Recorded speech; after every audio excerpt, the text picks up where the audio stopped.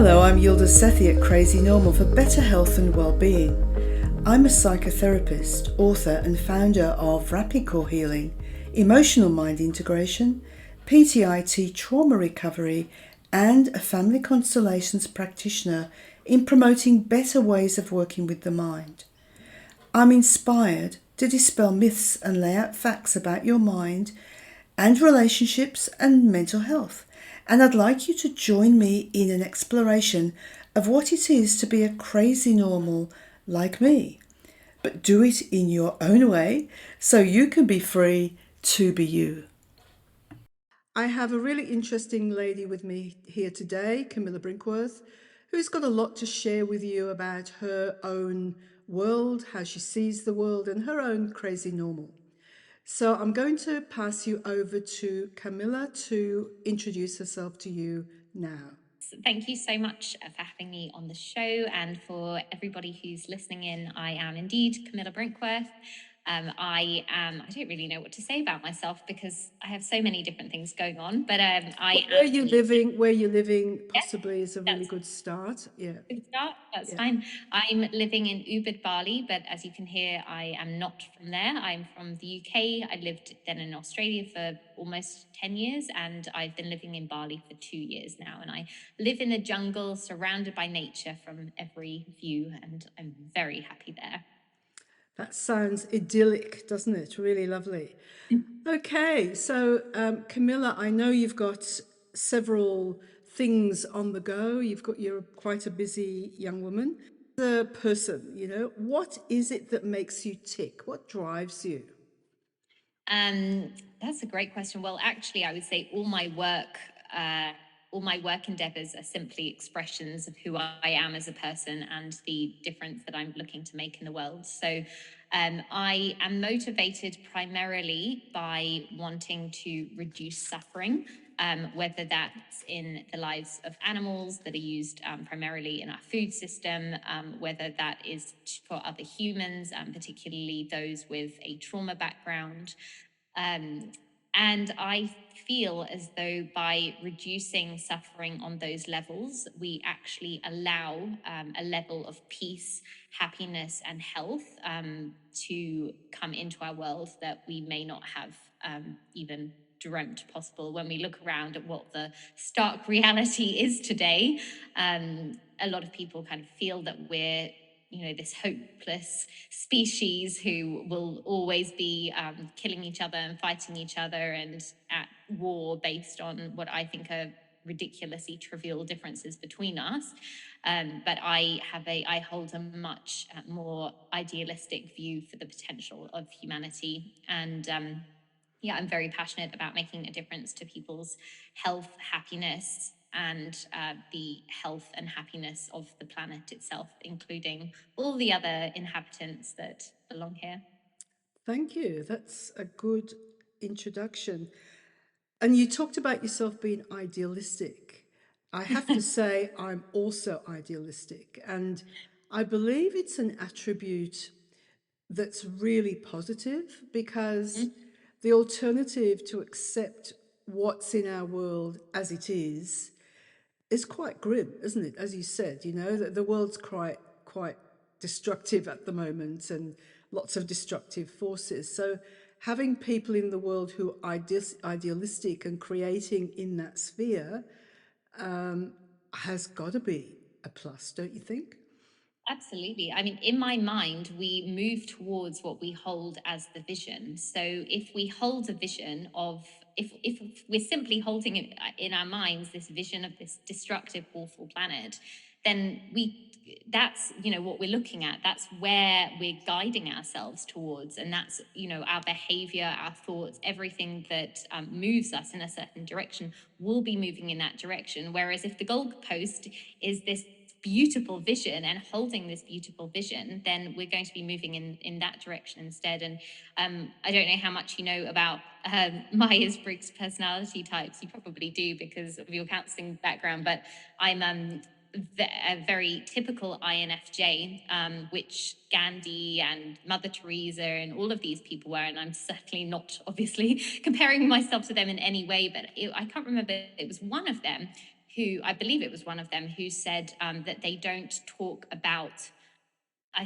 it's something like, they don't speak about a war against something. They focus instead on what they actually want to see turn up in the world. And I think that when we're busy kind of focusing on all the awful things that are going on, and that doesn't mean we don't address them, but if that's what we're focusing on, then I think it just breeds more of that. Whereas if we can actually focus on health, healing, happiness, harmony, peace, which to me are all completely realistic, albeit idealistic perhaps to others, things that for us to achieve, then we move in that direction and we create more of that instead. And I guess, yeah, I agree with you. And I guess in saying all that, Camilla, idealism, there are different kinds of idealism, right? So for me, it's okay, idealistic, having the vision, having the knowledge that we actually could live in a certain way if we chose, but then also deciding how you're going to get there, you know, how you're going to make this a reality in your own life or your own community, or what you're creating is the trick, isn't it? Because a dream by itself is just a dream, right? If you actually put it into something, anything, could be small, that's where the idealism can come into some kind of reality. That's kind of how I see it. Yes, yeah. So that actually reminds me of a conversation that you and I had very recently, where we were talking about how there are these little moments in life which are kind of guiding signs. And I didn't start off the way I am now. I'm completely unrecognizable to the very, very depressed and even suicidal ideating younger self that I was. But it was all of these little signs that I chose to listen to, and these little things that came into my life and that guided me in a certain direction. And one thing led to another, and so I've always, yeah, luckily most of the time I've listened to my intuition, and I haven't just rejected these very, very special moments that I think we're each given to help us, to help guide us, if we want to move in a healthier and happier direction. Yes, I agree. And I notice, just because I've known you for a little while, that you do have your ideas, but then you also have a whole list of productive things you are doing to help give it seed, right? Help to create Yes, some yeah, roots, because just the dream by itself is no, not enough. You know, you've got to true. actually action it. You've got to actually put your heart and soul into it, don't you? You know? Absolutely, yes.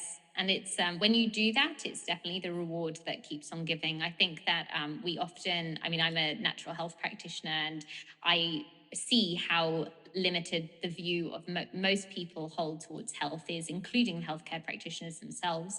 But for me, purpose is such an important part of health. And I think that, having a reason to get up in the morning, and a reason to keep working hard and to keep putting our energy into something really positive that's beyond us. I think that is such a key component of health and happiness. Yeah. And in creating that new reality, I don't know about you, but I find it exciting and also very enjoyable. You know, it's like, you know, I don't advocate for people doing things they really hate to do. I certainly imagine people do jobs they don't want to do because they just got to pay the rent. They've just got to make things work. But you know, as soon as there is that opportunity to create in your own ideas, yeah, I think it's great if people do that. You know, that's kind of how we do it, isn't it? Yeah, I mean, I truly believe that each of us was put here on this earth for some reason or other. And some people do fall into their dharmic path, if you want to call it that. And some people are presented with that, but they just, that, whether it's because of fear, or existing obligations that they can't see a way around, they don't walk that path. But I think it's really selling yourself short if you don't tap into what it is that you were put here to do on this earth. Yes, I agree. And selling yourself short, but also, you know, like you said, you think a lot of us are guided or we're here for a purpose. But the reason that many people don't even acknowledge it or connect with that is somehow they're cut off from themselves, or they doubt their inner voices, or they doubt their inner drives for some reason. And probably because of school and education and society and parents and just straight trauma as well, obviously, right? So all of these can cut ourselves off, can't they, from our inner voices, our inner knowing, somehow. Yeah. I couldn't agree more. Kind of have a little bit of one of my many views of life, but one of my many kind of hypotheses on how life is that we are put here, and we're put here with a very, very cloudy vision, based on, all of those things you've just mentioned, the familial trauma, the expectations, the environment, the schooling, all of these things, the food even that most of us are, taught to put into our bodies, which does nothing but numb us and make us really, really sick and disconnect us from, our inner voice.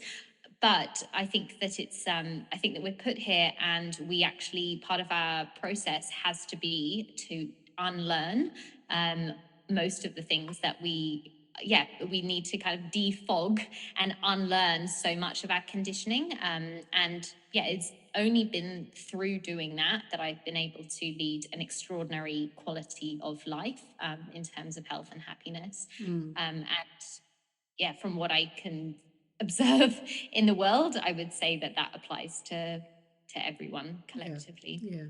Yeah, absolutely. And it's just the people that listen to that or follow it or create it compared to those who stay in a limited belief of this is how it needs to be or this is Yeah. how it is. Yeah. It's almost like And it's we've got never blinkers gonna on. happen. Yeah. Yeah, Yeah. yeah. Okay. But I guess everybody's needs to make their own choices how they live their life. So I don't have a problem with that. But I'm always interested in talking to people who are inspired to do something different or something Mm, that other people haven't done before or do things their own way. That's kind of really what my crazy normal is all about, really. Those who mm. dare to break conventions or create new conventions is perfect. So, what was a Yeah. turning point for you, Camilla? I know you've had a long and convoluted life. Well, you're not in a long life, you're a young woman, but you know, you've had a lot of things happen in your life. So, what would have been the major turning points for you? So many turning points. One of the biggest turning points, and this is probably quite an intimate thing to share, but I am really feeling as though there's nothing wrong with sharing intimate things, particularly when you're in a place that feels healed and not like you're oversharing to, receive pity or whatever, some unhealthy need for sharing. But one of the biggest turning points for me was when my parents threw me out of home, and that actually allowed me to break. At the time, obviously, was very traumatic, and obviously had a lot of repercussions after that, of things I had to heal from. But I look back now and I can recognize that if that hadn't happened, I was brought up in this extremely conventional British family, where it was only ever seen that I would go to Oxford or Cambridge, and if I didn't, then I had no value, and I would get some very well-paid, very conventional job, and I would marry someone rich with a title, or just these really, very, very conventional British aspirations. And I learned so many things about the world that I totally do not resonate with me now. And I was very, very unhappy, very unfulfilled. And had I stayed within that family environment, I would not have any of the gifts that I have now. My soul was crying, screaming in that family environment. I would often go to sleep. My happiest time was going to bed so that I could be asleep, so I didn't have to be awake. I was miserable, and no child should feel like that. No, that's right. Yeah, it was only once I left home that I got to experience different people and unlearn all the judgments.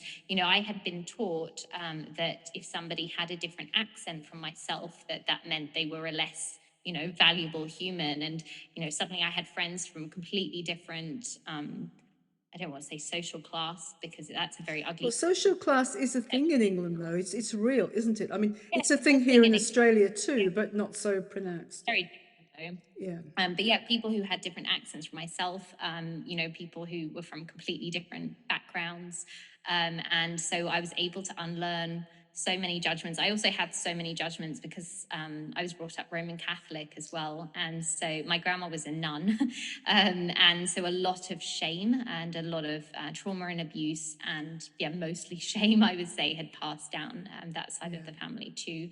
So yeah, I had a lot of things to unlearn. So that was one big turning point. And then another turning point, and this is actually, it might seem insignificant, but it's huge based on kind of how my life has unfolded. But another big turning point was after I was kicked out of home. Within that year, I met a lady called Kate Magic, and she's still a friend of mine now. She actually comes to Bali quite a lot, and she is a raw vegan, and I had never even heard the word vegan before. But I came from, a family who ate things like microwave chips and fried chicken, and we had like one boiled vegetable. So not a very healthy diet. And I'd never seen someone healthy looking before, and she was glowing, and I'd never ever seen it. And so it planted something in me, and it took another 8 years for me to become fully vegan. And it took until a year ago. Now I'm completely raw vegan, so I don't cook my food. I eat predominantly fruits and vegetables with smaller amounts of like legumes and whole grains, but done in a non-cooked way. There are different methods to do that. And yes, she planted something in me, and doing the vegan, for instance, that has changed so much for me on a physical, emotional, and spiritual level, and it's really guided me into what I do for my work now. So yeah, that was another huge turning point. But yeah, I've had lots of moments where not little people obviously, but people or little moments that I can see and recognize as being absolutely instrumental to where I am now. Wow. So, what was the biggest learning you got from your darkest time? Was there a learning that you got from a darkest time? Oh my gosh. I don't know if I have an intellectual learning, but I'll tell And you it what can my, be emotional learning, can't it? Or it yeah, can be growth, I guess, you know. that, Yeah. yeah. I was going to say, I'll tell you the growth, and I will also share that during what I would probably say was my darkest time, which was actually only a few years ago when I was already physically very, very healthy. But it was a time at which all the very deep seated trauma actually came up properly in my body to be addressed. And this was the point at which I met Yildiz and did her training as well, and it transformed everything. So the growth that I've had from that is I really reparented my inner child, and that has helped me. I would say that my attachment style is now very, very secure. I used to attract really questionable men, very questionable men, and I don't attract any of them now. To be honest, I don't really attract anyone, but I'm also fine with that. I'm really happy by myself. Um, and yeah, all the background anxiety that I had no idea I was living with my whole life, that all went away. Um, and I'm very much, it's not that the bad things don't happen. Bad things do happen. The challenging things happen all the time, but I'm able to see them from a place where I have the bigger picture, and I can trust that everything is working exactly as it's supposed to. Um, yeah, I feel like I have an extraordinary level of happiness and energy and life force. And I can tell you that I was a 19-year-old with arthritis at one point, and a 22-year-old on antidepressants who couldn't, fell asleep every time they were at a coffee shop because of the amount of medication they were on, and didn't want to be alive at many points. So yeah, and it's been consistently, I've been in a very good place for a long time. I'm not just having some kind of high that I'm about to come down from. I expect the challenges to keep coming, and they will, because that's just life, and that's what we're here to experience and learn from and grow. Yeah, But that's right. the level of safety, inner safety, and inner peace is something I never even knew was possible. Yeah, it's lovely to find that, isn't it? Mm. I agree. And, most people who come into this business, the wellness industry, let's say generally, come in, I think, often because they have been through a crisis of some sort, or they're searching for their own wellness, but in finding that are in a better place to share with others, because it's not just that my life is the same as your life. It's just that, yeah, we've all been through dark places, and let me help you find your key to getting out of this dark place. Yeah. Yeah, I think that there's maybe a level of karmic obligation as well when we have received these gifts, that we really do have to share them with others. I yeah, definitely feel that yeah. And in personally. sharing, it's not difficult normally, is it? You No, know, it's joy, it's a I pleasure. mean, the thing about coming through your darkest time in a positive way and not staying stuck there, which many people do as well, is that, as you said, when things happen, as they absolutely do, you can cope with it, can't you? I mean, you still have to put one foot in front of the other and sort things out, but it's not the end of your world. Whereas when you were loaded high with anger, resentment, sadness, grief, just one more thing was just too much to cope with, wasn't it? Yes, Whereas when it's absolutely. clear, you can think straight and you can do Really. whatever it is you need to do. Okay, so here's your lovely dog. Wow. Yes. Yes. Bundle of She's a joy. she's a fascinating character. She's having to. It's been really interesting, actually. I've been studying Kabbalah recently. I'm really, really, really, really resonating with Kabbalah at the moment, and one of the main concepts of it is that we are always concentrating on giving as opposed to receiving. And it's funny because I have to do that with this dog because I've never seen a dog who's more independent. She doesn't really seem to like me particularly much. She doesn't want to really hang out with me. She spends all day at the neighbor's house hanging out with their dogs. And, I don't get anything back from her. Which a lot of people are looking for from an animal. And it's just a reminder, I'm not here to get from you. I'm just here to give. And so anyway.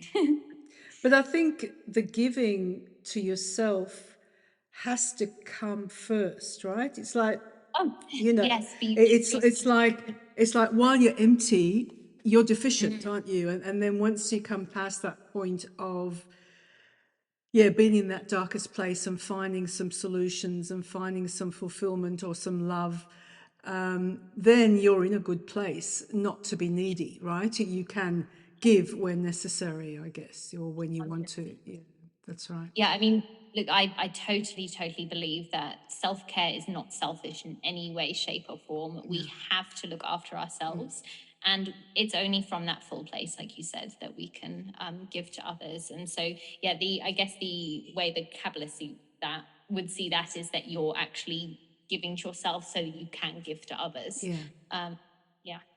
Excellent. So tell me about your plans now. You've got several things on the go, don't you? You've got your naturopathy. In that takes place in person and online. Is that how it Yeah. works? Yeah. Yeah, predominantly online. So I work with people whether they're in Australia, Europe, UK. I've just had someone from America this morning. But I also I like to pair it with Yildis's practices that she's taught me, like the rapid core healing, the emotional mind integration, and the family constellations as well, because I think that's a very, very, very holistic approach to to healing and long-term healing that's taking place on every level, which I think is essential.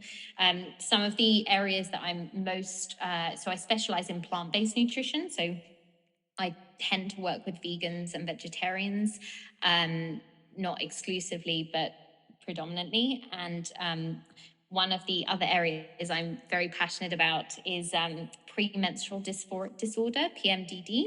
And that's something that I suffered from and have recovered from fully myself. And what most healthcare practitioners don't really understand or acknowledge is that it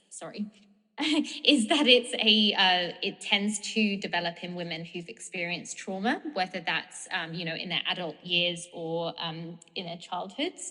And so I like to work with it with nutrition, herbal medicine, nutrient supplements, but a huge focus for me is using the EMI, the rapid core healing, and the family constellations.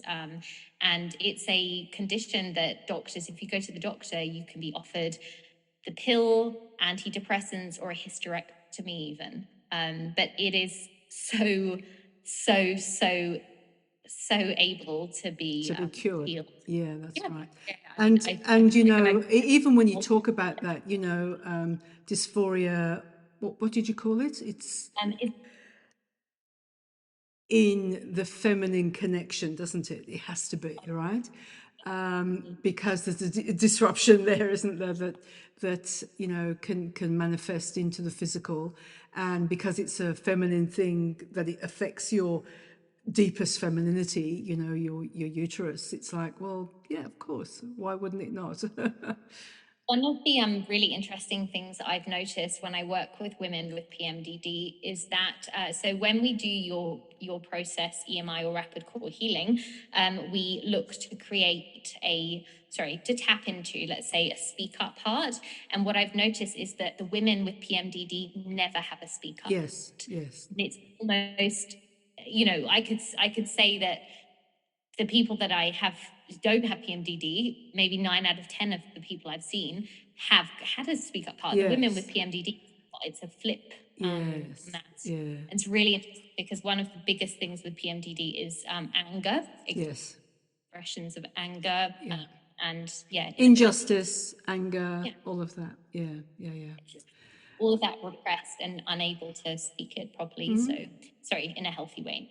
Excellent. So what else are you doing? So you're doing your naturopathy, but it's really holistic, including the emotions, the mind, as well as the physicality of, supplements or exercise or food or whatever. Yeah.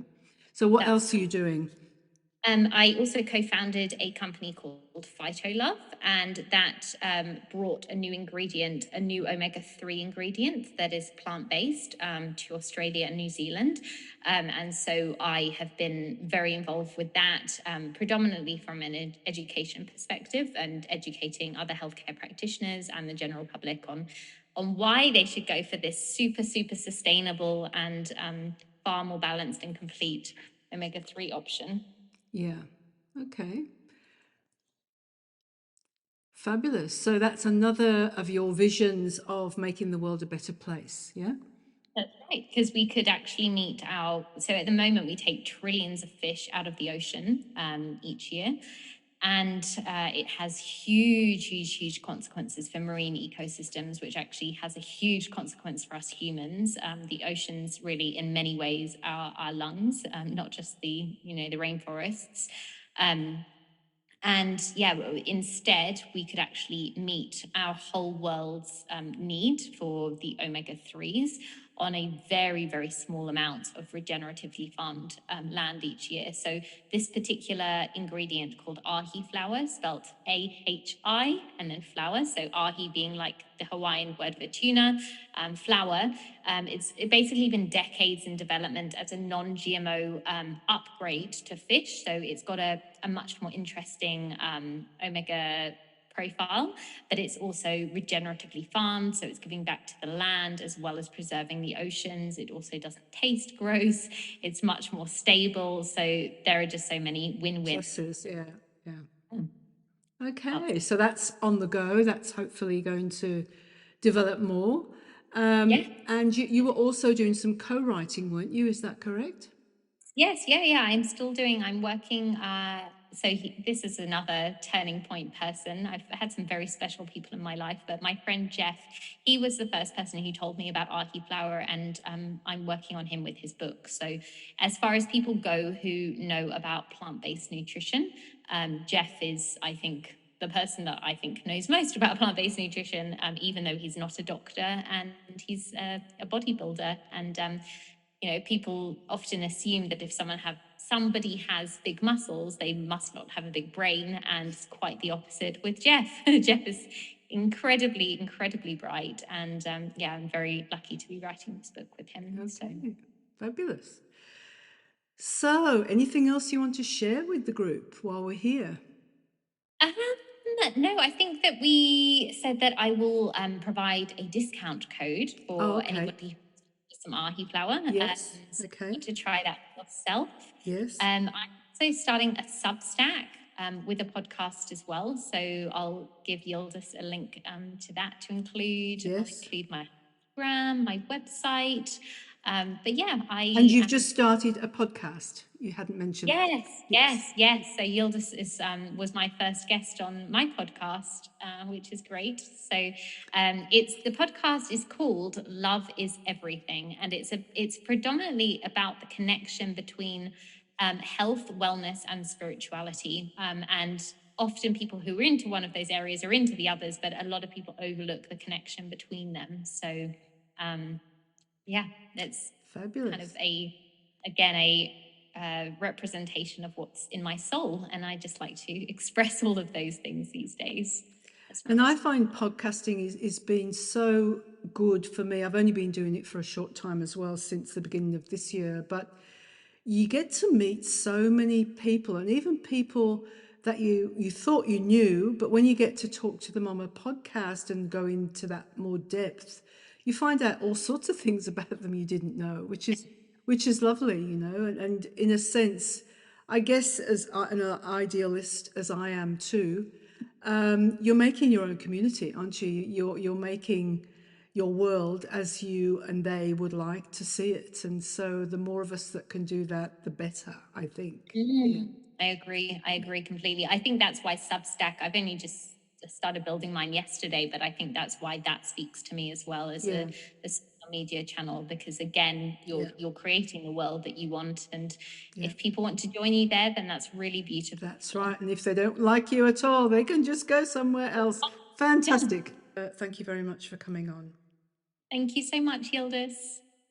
You can find out more about me and what I offer at rapidcorehealing.com or contact me at yildiz@yildizsethi.com.